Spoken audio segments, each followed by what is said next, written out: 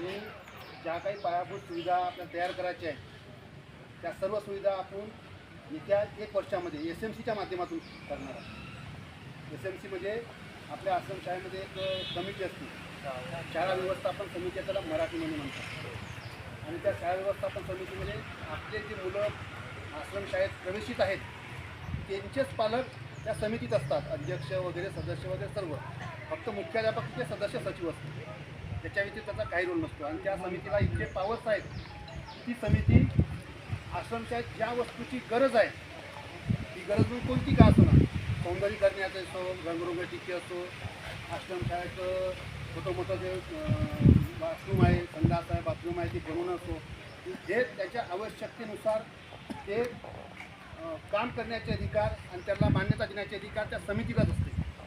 त्यामध्ये प्रकल्प काढल्याचा कुठलाही रोल नसतो. प्रकल्प काढल्याचा रोल फक्त इतका असतो की जुने जे पैसे दिलेत ते नियमानुसार खर्च केले का, पूर्ण खर्च झाले का, त्याचे जे पूर्ण बरोबर आहे का, आणि ते झाल्यानंतर पुन्हा पैसे देण्यात आले.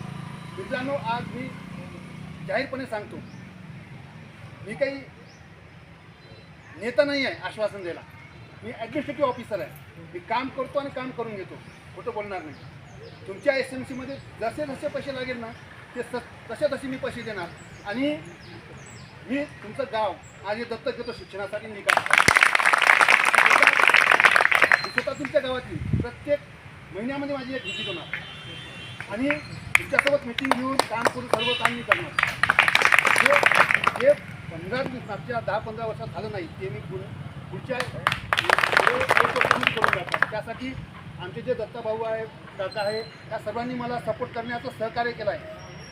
ठीक आहे ना. आम्ही सर्व मिळून ह्या गावाचा विकास करू.